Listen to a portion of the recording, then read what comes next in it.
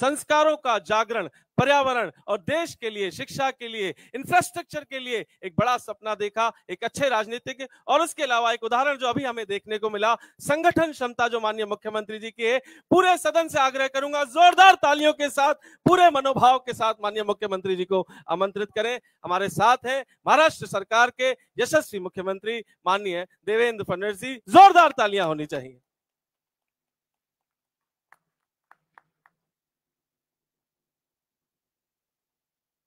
सबसे पहले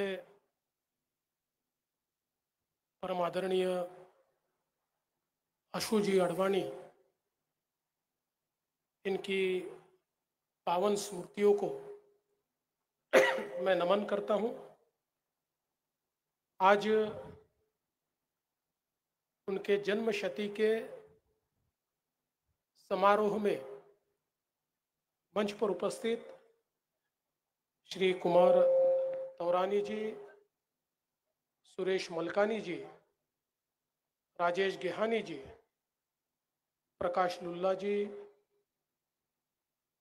प्रसाद लाड जी, लद्दाराम नागवानी जी, तुकाराम काथे जी, मंगेश कुडालकर जी, राहुल शिवाड़े जी, सामने बैठे हुए सभी महानुभाव, इस शिक्षा संस्था से जुड़े हुए सभी सम्मानीय अतिथिगण, सभी विद्यार्थी बहनों और भाइयों, अभी अभी यहाँ पर कहा गया कि मैं मात्र 44 साल की आयु में महाराष्ट्र का मुख्यमंत्री बना। ये बात तो सही है, लेकिन मैं 44 की आयु में महाराष्ट्र का मुख्यमंत्री बन पाया क्योंकि उसकी नींव अशोकजी अडवाणी जैसे लोगों ने लगाई थी। जो लोग एक प्रकार से ऐसा काम करते हैं कि जिनको हम मूलगामी आधारशिला कह सकते हैं। कोई संस्था हो, कोई पार्टी हो, या किसी भी प्रकार की रचना हो, हर रचना में एक मूलगामी आधारशिला होती है, जिस आधारशिला पर संस्था भी खड़ी होती है, ऐसी आधारशिला पर पार्टी भी खड़ी होती है, ऐसी ही आधारशिला पर एक बिल्डिंग भी खड़ी होती है।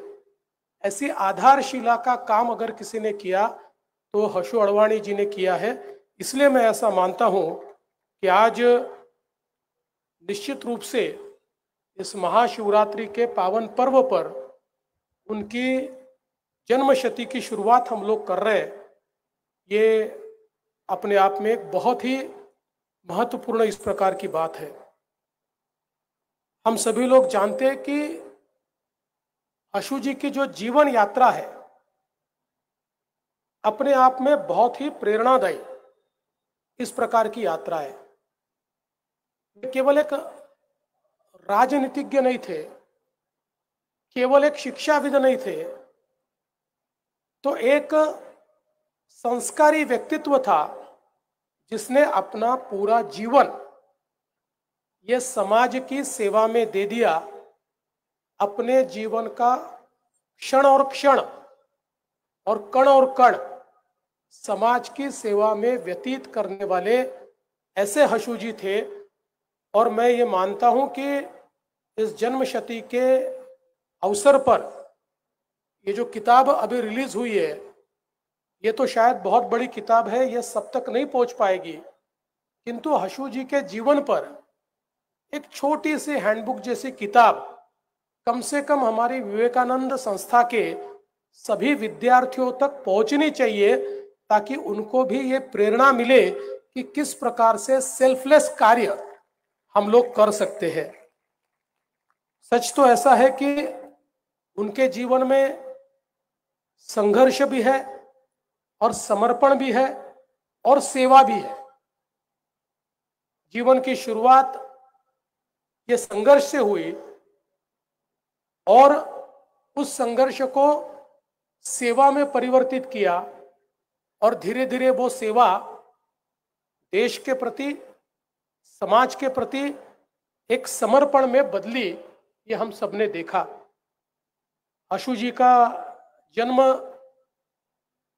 सिंध प्रांत के हैदराबाद में हुआ था और बहुत ही जल्दी वो राष्ट्रीय स्वयंसेवक संघ से उस समय जुड़े और एक राष्ट्रीयत्व की जो विचारधारा है, हमारी जो एक पुण्य पावन संस्कृति है, जो हमारी सिंधु घाटी की सभ्यता है, जो हमारी एक प्रकार से गंगा यमुना सरस्वती की सभ्यता है, इस सभ्यता को, इस जीवन पद्धति को जिन्होंने अपने जीवन पद्धति का अंग माना और राष्ट्रीय विचारों के लिए हमें काम करना है, इस प्रकार के विचारों से प्रेरित होकर हमारे देश को गुलामी से और गुलामी की मानसिकता से बाहर निकालने के लिए जो विचार तैयार हुआ, उस विचारों में आशु जी बड़े हुए, उन विचारों को उन्होंने गले लगाया और उसी के कारण ये जो सेवा और समर्पण का भाव उनके बीच हमको दिखाई देता है, वो शायद वहीं से उसकी शुरुआत हुई। विभाजन की विभीषिका शायद हमारी पीढ़ी ने तो नहीं देखी, लेकिन पिछली पीढ़ी के जो लोग यहाँ बैठे हैं उनमें से कई लोग हैं कि जिन्होंने या उनके माता पिता ने ये विभाजन की विभीषिका देखी है। जिस प्रकार से विभाजन के बाद पाकिस्तान बना और पाकिस्तान में रहने वाले कई हमारे लोगों को, विशेष रूप से हमारे सिंधी समाज के लोगों को, जिस प्रकार से वहां से सब कुछ छोड़कर आना पड़ा। ये समाज वहां का बड़ा समृद्ध समाज हुआ करता था, लेकिन अपनी सारी जमीन जायदाद, अपने सारे मंदिर, अपने सारे आस्था के स्थल, सब कुछ छोड़कर जब इस समाज को भारत में आना पड़ा, जो नया भारत बना था, क्योंकि वो भावना भी सही थी कि जिस सिंधु घाटी की सभ्यता को हम लोग यहाँ पर एक प्रकार से रिप्रेजेंट करते हैं, उसका प्रतिबिंब तो भारत में था और उसके चलते सब लोग भारत में आए।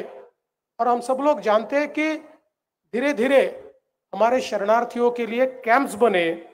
उस समय आशु जी ने स्वयं आगे बढ़कर, क्योंकि उनका परिवार भी तो एक प्रकार से निर्वासित ही था, लेकिन हार न मानते हुए ये जो पुनर्वास हो रहा था, इस पुनर्वास की जिम्मेवारी उन्होंने स्वीकारी और लोगों को जगह मिले, लोगों को अन्न मिले, लोगों को रोजगार मिले, लोगों को स्वास्थ्य की सेवा मिले, इसके लिए आशु जी ने बहुत बड़े पैमाने पर काम किया। और मैं ऐसा मानता हूं कि उसके बाद जिस प्रकार से विशेष रूप से निर्वासित होते हुए भी हमारे सिंधी समाज के लोगों ने अपने पौरुष के भरोसे एक नया विश्व खड़ा किया। आज हम देखते हैं कि अलग अलग क्षेत्रों में समाज बहुत आगे गया है।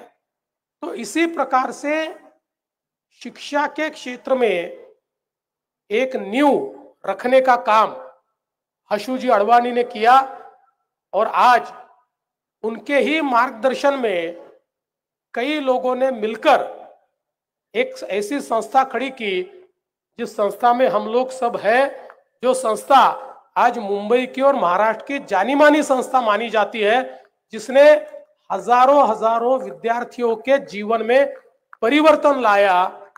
ये संस्था अगर आशु जी नहीं होते या आशु जी की प्रेरणा नहीं होती तो शायद इस प्रकार की ये संस्था भी हमको देखने को नहीं मिलती। और मैं ऐसा मानता हूं कि उनके जीवन में उन्होंने 50 के दशक में युवक मंडल की स्थापना की और 61 में अपने राजनीतिक सफर का प्रारंभ किया। कॉरपोरेटर के रूप में वो चुनकर आए और 1967 में चेंबूर में जनसंघ के प्रत्याशी के रूप में उन्होंने विधानसभा का चुनाव लड़ा और वो चुनकर आए। वो ऐसा जमाना था जिस समय जनसंघ यानी आज की भारतीय जनता पार्टी, इसमें लोग चुनाव इसलिए लड़ते थे कि हमारा रिप्रेजेंटेशन होना चाहिए, ज्यादा से ज्यादा लोग डिपॉजिट भी नहीं बचा पाते थे, लेकिन हम विचारों के लिए लड़ रहे, इस प्रकार की लड़ाई होती थी। लेकिन हशू जी ऐसा व्यक्तित्व था कि वो लगातार चुनाव जीतते रहे और मुझे ऐसा लगता है कि उनके जीवन में अगर हम लोग देखें, 6 बार विधायक बने और 2 बार मंत्री बने हशू जी। और जब वो मंत्री बने, उनका स्वभाव कैसा था? तो जब हशू जी मंत्री बने तो मंत्री का जो बंगला उनको आवंटित हुआ था, साथ में लोग थे, बंगला देख रहे थे, तो हर एक कोने में जाकर उन्होंने देखा, बड़ी शिद्दत के साथ उसको देखा। साथ के लोगों ने कहा कि आप इतना क्या देख रहे हैं इस बंगले में? हशू जी ने कहा, मैं देख रहा हूं कि कौन सी चीज यहां ऐसी है जिसकी मुझे आदत नहीं लगानी है। ऐसी नजरिए से मैं ये बंगले को देख रहा हूं, क्योंकि मैं जन्म भर यहां रहने के लिए नहीं आया हूं। और हशू जी ने अपना जो बंगला था उसका कभी इस्तेमाल स्वयं के लिए नहीं किया। एक प्रकार से लोगों के लिए कार्यालय था, लोगों के आवागही की जगह थी, और एक ऐसा बंगला था जहां 24/7 एंट्री थी, किसी को रोक नहीं थी, किसी को टोक नहीं थी, सभी को वहां पर जाने की एक प्रकार से इजाजत थी। और मैं ऐसा मानता हूं कि एक मंत्री के रूप में भी, हालांकि जब वो फाइनेंस मिनिस्टर बने और बहुत अपेक्षाएं थी, 1995 में जब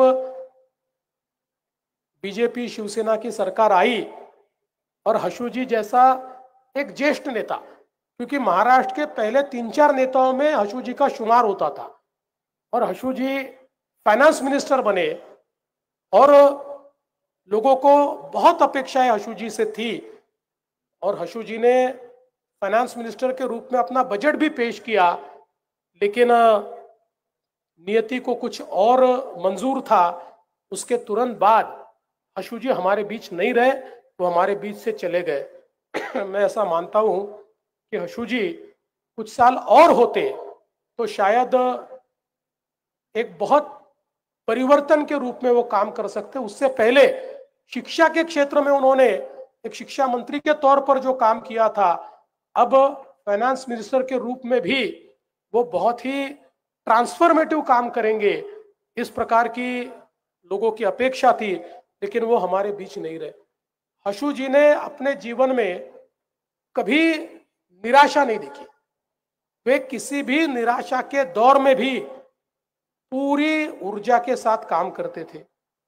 एक बार 1985 के चुनाव में मुंबई की 30 सीटों में से 29 सीटें हम हार गए, हशू जी भी हार गए, सिर्फ रामभाऊ नाइक चुनकर आए।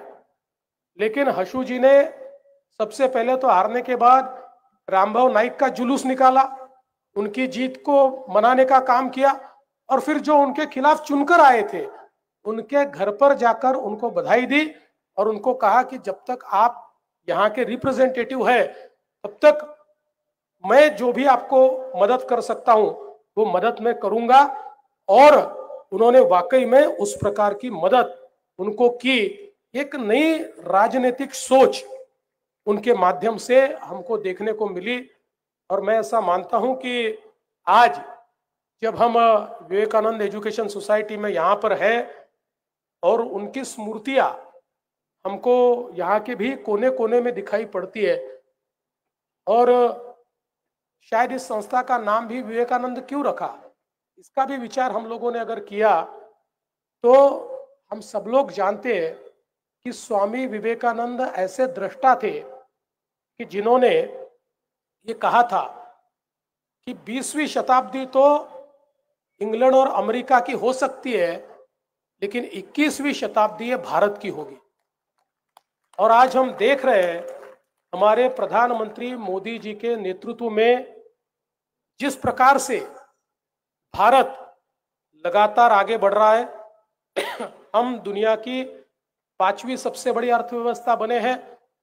आने वाले 3 सालों में दुनिया की 3री सबसे बड़ी अर्थव्यवस्था बनेंगे और 2047 में पूर्ण रूप से विकसित दुनिया की नंबर 1 अर्थव्यवस्था ये हमारा भारत होगा। जो सपना स्वामी विवेकानंद जी ने देखा था वो सपना हम लोग निश्चित रूप से पूरा करेंगे और इस सपने की ओर अग्रसर होते हुए स्वामी विवेकानंद जी मानते थे कि जो 21वीं सदी का भारत खड़ा करना है वो केवल भारत के युवा खड़ा कर सकते हैं। भारत के युवा अगर सही दिशा में जाए तो एक नया भारत खड़ा हो सकता है। हम जानते हैं स्वामी विवेकानंद हमेशा ये कहते थे कि युवा कैसा होता है तो वायु जैसा होता है। वायु शब्द को अगर उल्टा करें तो युवा होता है। और वायु कैसा होता है? वायु अगर बिगड़ जाए और तूफान में परिवर्तित हो जाए तो समाज को उजाड़ने का काम करता है। वही वायु अगर प्राण वायु बन जाए, ऑक्सीजन बन जाए तो समाज को जिंदा रखने का काम करता है। ये युवा भी ऐसा ही है। ये युवा अगर प्राण वायु बने तो समाज का निर्माण करता है और यही युवा अगर बिगड़ जाए तो समाज को खत्म करने का काम करता है। उसी प्रेरणा को लेकर एक विकसित भारत के सपने की ओर हमारी विवेकानंद संस्था ने, जो स्वामी विवेकानंद का सपना था कि भारत को बलशाली भारत बनाने वाला युवा हमको तैयार करना है, उस प्रकार के युवा को तैयार करने का काम हमारी विवेकानंद संस्था में होता है। और मैं ऐसा मानता हूं कि निश्चित रूप से हमारे हशु जी ने जो सपना देखा था उसको पूरा करने का काम हमारी ये संस्था यहाँ पर कर रही है। इसका मुझे बहुत इसकी खुशी है। मैं हमारी संस्था को, संस्था के संचालकों को, यहाँ के प्रिंसिपल, यहाँ के सारे टीचर्स, सभी को बहुत बहुत शुभकामनाएं देता हूँ। और आने वाले 1 साल में हशु जी की जो जन्मशती हम लोग मनाएंगे, उस जन्मशती के काल में हशु जी के कार्य को तो हम लोगों तक पहुंचाएंगे, लेकिन उससे भी ज्यादा जिन तत्वों के साथ हशु जी जिए उन तत्वों को समाज में हम लोग कैसे रूपित कर पाए, ऐसा प्रयास हम लोग करेंगे। इतना ही कहते हुए मैं अपने शब्दों को विराम देता हूं। धन्यवाद।